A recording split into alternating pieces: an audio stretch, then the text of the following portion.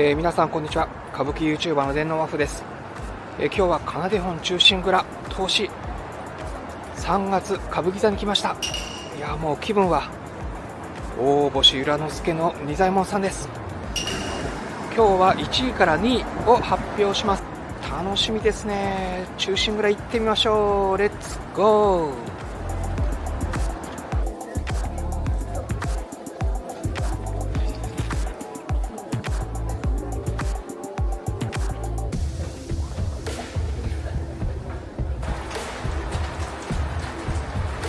それではこれからランキングを発表します。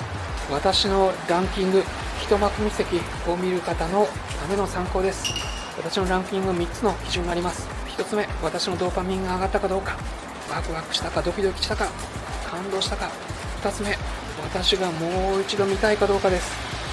そして3つ目、これを初めて見る方、初めて歌舞伎を見る方にお勧めをしたいかどうかという3つの基準で選んでます。なお今月ですけども、ちょっと変則的に A プログラム、B プログラムがあります。今日初日は A プログラムです。B プログラム全然配役が違いますので、私が結果になるかもしれません。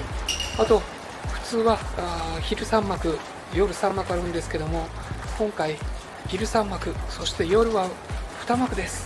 ということで、これからランキングを発表します。皆さん、自分の目で見て確認してください。あと、A プログラム、B プログラム、どっちがいいか、ぜひ皆さんの感想コメントお待ちしてます。それでは行ってみましょう。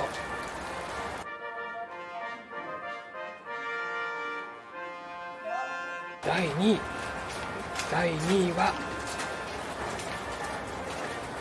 円谷半眼切腹の場もある4段目です。今4段目が終わりました。ちょっと休憩が15分しかないんで、短い感想です。いやー、仁左衛門さん見せました。主君が腹を切って、その後主君に腹切りをつけた足利家に仇討ちをすると、みんなで決起しようという若手たちを止めて、でその後しんみりと仁左衛門さんの目に本当に涙が宿ってました。家が潰れてしまう。でもそれを決断せざるを得ない。まずはプロジェクトリーダーとして、きちんと家を返す。そして今まで積み立てたお金をみんなに平等に分けるということを決心して、みんなを説き伏せる。でも若手残った8人にそっと、敵は誰なんだと、足利じゃないと、敵はただ一人と、俺に任せてくれというとこ。いやー、プロジェクターリーダーのこの仁左衛門さんの決意と孤独が十分に味わえる、さすがすごい段でした。円谷半眼を演じる勘九郎さんのまさに切腹の場面にはすすり泣きも聞こえました。それに立ち会う金之助さん、そして亀蔵さん、亀蔵さん小野九雄太夫を演じてますけども、散々悪ぶって、そして先月の大物では、実は大物でもこの忠臣蔵もダブルキャストだから、俺のように同じ役のメンバーは2倍大変なんだというふうに言ってましたけども、亀蔵さんもこの肉々しい味を出してました。そして若手に今まさに立ち上がらないのかと言った後、お金のことをとうとうと述べる。それを仁左衛門さん、由良之助から指摘される。で若手は本意翻る。でも最後門の場面になって、また若手が、これは小野九太夫にそそのかされて奪われた屋敷を取り戻すために立ち上がろうとする。なんとそこに由良之助の息子の力也もいました。いやー、力也の莟玉さんも若々しい、とても少しだけ男の若い色気もあるいい演技をしてたと思います。本当に仁左衛門さんすごい。最初円谷半眼勘九郎さんの腹切りの場に駆け込んでるところ、そこもすごくスピーディーだった。いやー、本当に仁左衛門さん渾身の演技、これは素晴らしかったです。ということで、4段目でした。あと最後、仁左衛門さん花道に去っていくとき、三味線が演奏されます。送り三十というそうです。本当に三味線のつまびき、しんみりとしました。リーダーの鼓動でした。以上、すごい4段目でした。おー、見事ですね。雪の歌舞伎座です。もともとこの忠臣蔵、文楽が元になってます。文楽を理解が必要です。文楽深く理解するために3月の20日、歌舞伎の解説、文楽の解説もされる高木秀樹さんの吉田簑助を忍ぶという人形使いさんの理解の講座をしていただきます。3月20日祝日です。春分の日、14時から世田谷の烏山区民センターで行います。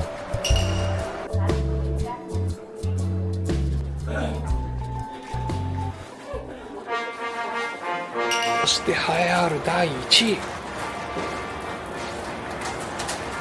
第1位は7段目と11段目です。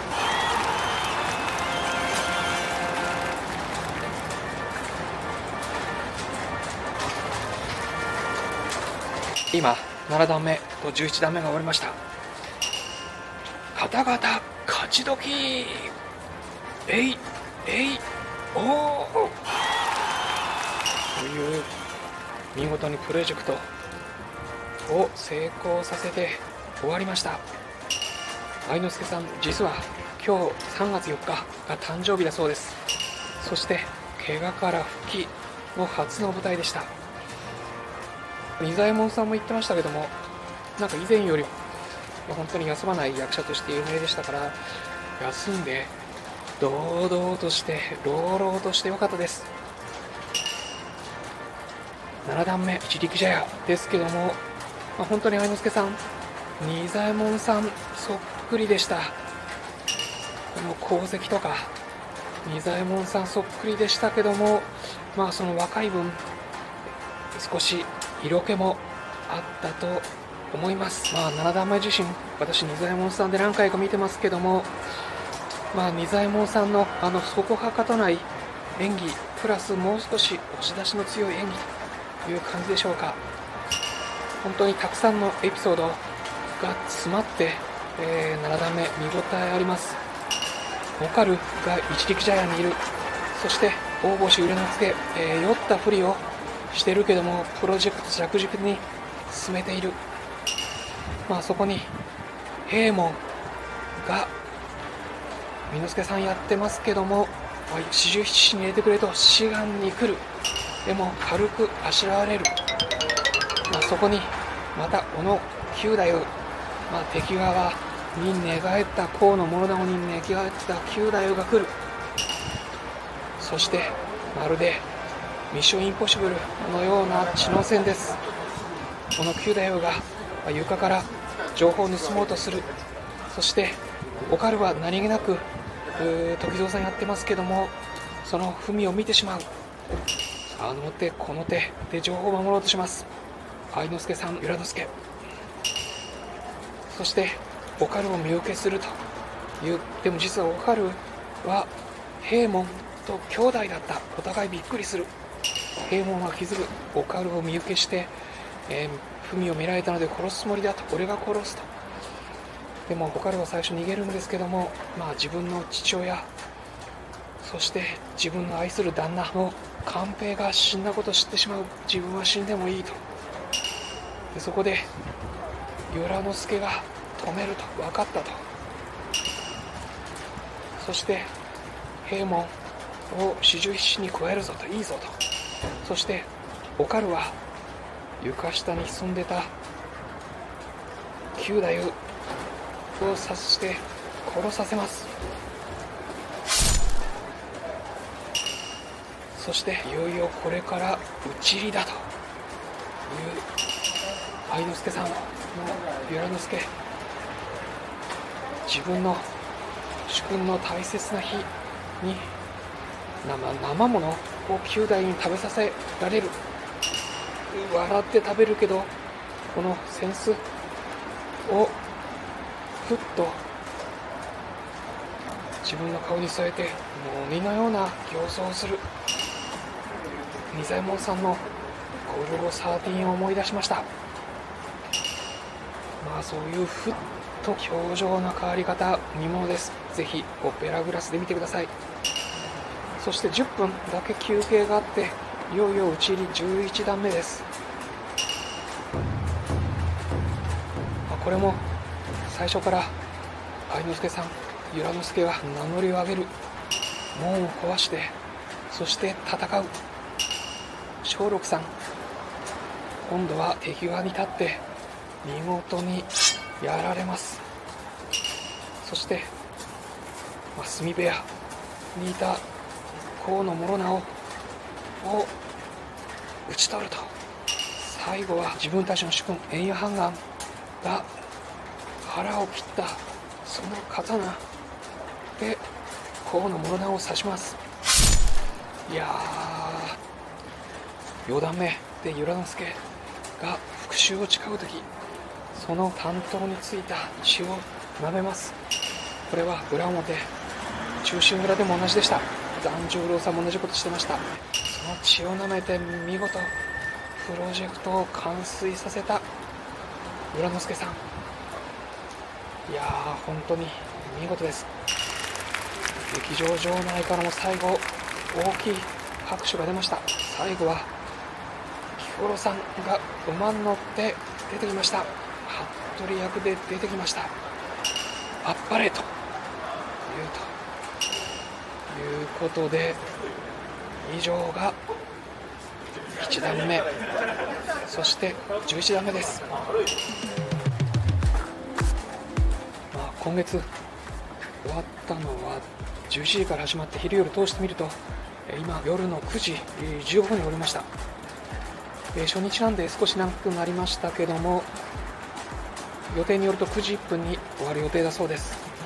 ぜひ生で見ることをお勧めします。 LINE の登録もお願いします。毎週月曜日、歌舞伎関連、歌舞伎文楽、落語の情報、そして無料で見られるテレビの情報とかもお届けしてます。そしてぜひいいねを忘れずによろしくお願いします。チャンネル登録、そしてぜひ今月ご覧になった方、 B プログラムの情報、A プログラムの情報、ぜひ教えてください。私は初日の A プログラムしか見てません。ということで、これからも進化するでしょう。そして B プログラムも楽しみです。いや、本当にお客さんたくさん入ってました。それでは今日は3月初日、歌舞伎座からお届けしました。歌舞伎 YouTuber の電脳ワフです。それではまた。